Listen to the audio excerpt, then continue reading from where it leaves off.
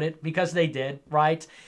And the end game of this deal is pretty obvious. It's twofold. On the one hand, the timing is very suspect. And I said this at the top of the show, and I said this earlier.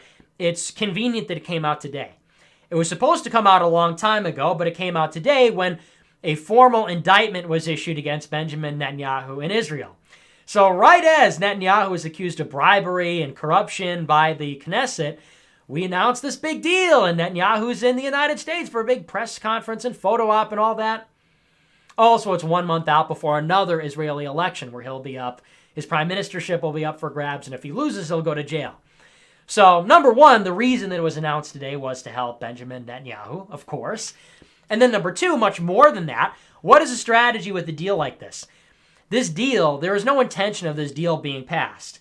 The purpose of this deal is to slow walk the Palestinians. They offer up something that is completely unworkable. It's a complete non-starter for Palestinians. And then when the Palestinians reject it, well, the Israelis can say, see, told you so. We want peace, and they don't. We put together a deal, and they rejected it. So therefore, we're going to keep expanding without any regard for the law or with Palestinians, anything like that. We will continue annexing. It will continue to get worse until either the Palestinians submit to whatever is happening, they stop their resistance, or in a couple of decades, Palestine just won't exist. That is ultimately the long game. This is a deal that has no intention of being signed, no intention of gaining Palestinian support, and it has none. The purpose is to buy time and to create sort of a moral argument for the continued expansion of the Israeli settlements and ultimately the creation of one single Jewish state in Palestine. And, like I said, to me, I'm not like a bleeding heart supporter of Palestinian rights. Do I really care that Palestinians are being cucked out of their land? Like, on some level, I'm like, oh, that's not right. That's a bummer. But on the other hand, I don't really care. This kind of thing happens on a daily basis everywhere in the world. You see border disputes and invasions and occupations and genocides, and things happen all the time. It's not to say that it doesn't matter. It's not to say that there is not a right and a wrong. It's simply to say, as an American, it's really not my concern. There is a balance maybe to be struck. On some level, the Israelis are outsiders. If you go back to 1900, in the year 1900, 99% of what is currently Israel and Palestine was either Muslim or Christian in terms of the population. That was 100 years ago. All of what is today Israel and Palestine, the entire Mandate of Palestine, as it was called after World War I, west of the Jordan River, it was 99% Christian and Muslim. At the same time, 95% of the land in Palestine was owned by Christians and Muslims. That was 120 years ago. That 99% of the population was not Jewish, in other words, and 95% of the land was owned by people that were not Jews. And within 50 years, because of this extremely aggressive and unethical and unscrupulous campaign by the Zionists to fill up Palestine with Jewish people from Eastern Europe and from the Middle East, basically lobbying the U.S. government to back this in the United Nations, lobbying the British government to wrest this out of the control of the Ottoman Empire. After all of this really crooked political stuff in the intervening 50 years between 1900, when it was almost totally not Jewish, to 1948, when they declared independence, that was the process. And so on some level, the Israelis are outsiders, and they did displace the Palestinians. When they came there, this was Muslim and Christian land. And the Jews came in and they dispelled everybody, both Christians and Muslims, and they created their own state. Now, on another level, I understand that the Israelis and the Jews do want their own states. The Jews are a diaspora people. They don't have a homeland of their own. They haven't had a homeland of their own for a long time. And so I understand the need to create a Jewish state. I'm not necessarily opposed to the idea that Jewish people would have a state. I also don't think it's our prerogative to support it. I also don't think it's our obligation to support something like that.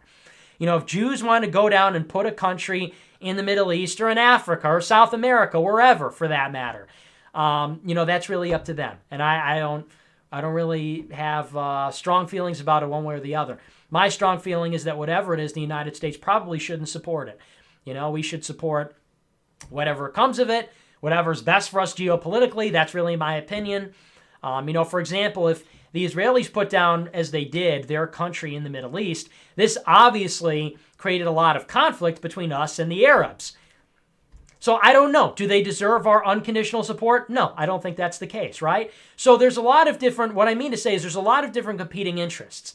On the one hand, you've got the Palestinians who are displaced, and they have some kind of rightful claim to the land and so on, and they're upset that the Jews are there. And on some level, the Jews, if they wanted to create a state, I understand that. I understand that they want to create a homeland of their own, and they regard the Palestinians as a security threat. And so they want to have one full state. They want to have all of Palestine and probably beyond that. They probably want to go even beyond Palestine. Something to think about, right? So I get it. The Jews have their self-interest as a nation. The Palestinians have their self-interest as a nation. And I'm not under any illusions on one way or the other about the Palestinians they're so oppressed and so on, or whatever. The Jews are occupiers. I think on some level there's truth on both sides.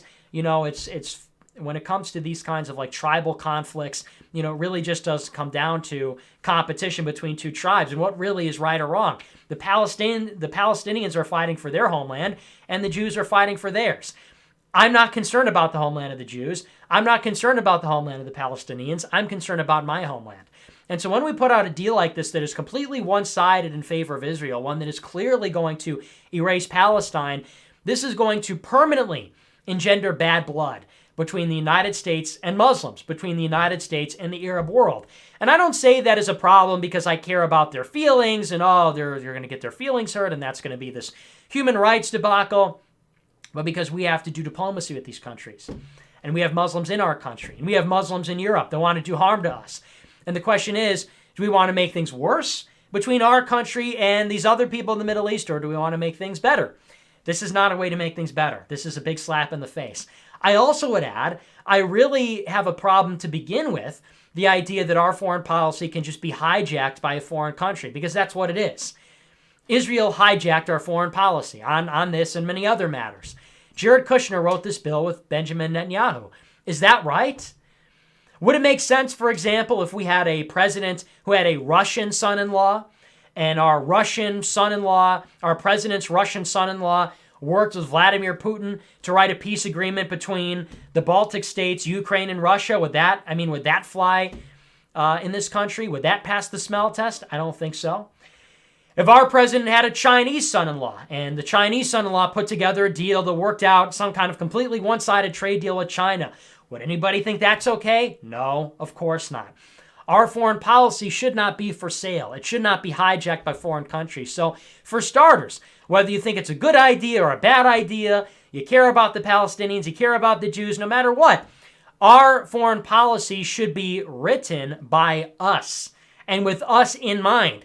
That's not what happened here. It was written by Zionist Jews to help Zionist Jews. It was written by the Israeli government to help the Israeli government, with the help of Israelis in our own country and with the help of Israeli Jewish donors.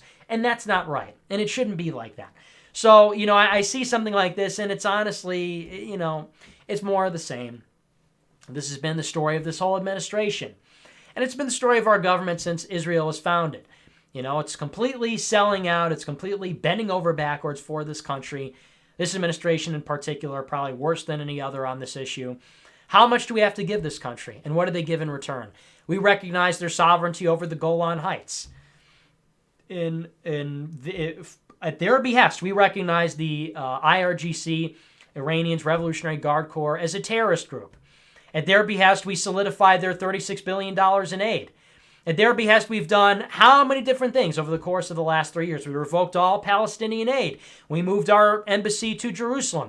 We declared that Jerusalem's the capital, eternal capital of Israel. The list goes on and on. President Trump does how much for Benjamin Netanyahu and to try to get him out of his legal troubles and political troubles. And what do they give us in return? They spy on us. They take our money. They sow chaos throughout the Middle East by bombing Syria, bombing Iraq, stoking tensions with Iran. They steal our military technology. They have an illegal nuclear arsenal. What exactly is the relationship here? What exactly do we get in return? It is by definition a parasitic relationship. It's a definition. The definition of a parasitic relationship is in the nature, in the environment, in nature, when one organism attaches itself to another and benefits itself at the expense of the host. You could have a symbiotic relationship where there's a mutual benefit or, something that's more equal or whatever, but it's completely one-sided. We give and we give and we give, and we continue to give, and all they do is take. And it shouldn't be like that. It goes without saying that it shouldn't be like that. Am I obsessed with Israel because I have a problem with this? That's what they say. They say, I'm anti-Semitic. I'm obsessed with Israel. I'm obsessed with Israel. I have this big problem with Israel because I have a problem with this. How can anyone not have a problem with this? Like I said, if it were any other country, if it were any other deal, any other son-in-law, this would be a national scandal. And it would be unambiguous. And it would be uncontroversial that you would have a problem with something like this. But of course, because it's Jews, it's what it is, because it's Israel, you can't say anything about it. And if you do, oh, well, you're obsessed with it. What's your problem with them? Oh, you just hate them. Oh, you're just anti-Semitic, whatever. Well, what's with all this, the defensiveness? I just want Americans to write our foreign policy to benefit other Americans. What's wrong with that? That's clearly not what happened here. It was Zionist Jews and the Israeli government writing our foreign policy to benefit the Israeli government, to benefit Jews in Israel. And that shouldn't be like that. If that's a byproduct of an America First foreign policy, then by all means. If as a byproduct of our foreign policy, other countries are helped or assisted, by all means. But that must be completely secondary. And we should never get the priorities confused. It should always be primarily and almost exclusively America's interest. And if as a consequence of us pursuing our interests, somebody gets helped, then that's great too. But that's how it should be thought of. That's clearly not what's happening here. The tail is wagging the dog. It's what's good for Israel, and whatever is incidentally good for America, well, that's fine as well. Well, it shouldn't be like that. We're the biggest country in the world, the strongest, the most wealthy, and we're treated like a pet. We're treated like a slave to this country. That should be humiliating and embarrassing for this administration more than any other. America first, make America great again, and we're on a leash. We're on a leash with this country. How many times do we have to bail out a foreign politician? This Benjamin Netanyahu, you think he respects our president? Sheldon Adelson, Benjamin Netanyahu, Jared Kushner, these are the people that are running the show here. That's a disgrace. It shouldn't be like this. And like I said, and anybody who says anything like that, anybody who has a problem with it, oh, well, they must necessarily hate Jews, right? They must necessarily have an unusually high bar. That's what they say. That whenever you criticize Israel, well, your standard for Israel is much higher than other countries, and that's anti-Semitic, told them to a higher standard. Really? Really? Because as far as I know, the Palestinians don't have the president's son-in-law writing their peace deal, and neither do the Iranians, and neither does the Chinese, or the Russians, or the Ukrainians, or the French, or the English, or the Mexicans, or anybody for that matter, right? It's only them. It's only them. No other country would you see something like this. So it's pretty disgraceful, but that's the way the cookie crumbles. That's how it goes. And it's very funny to me. I see a lot of people talking about Qatar this week, talking about Saudi Arabia and Qatar.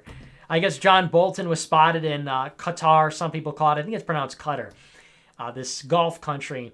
John Bolton was spotted there recently, and everybody on like MAGA Twitter is talking about the Qataris and the Saudis are controlling our foreign policy. Oh, really? Really? It's them? It's not really with this country?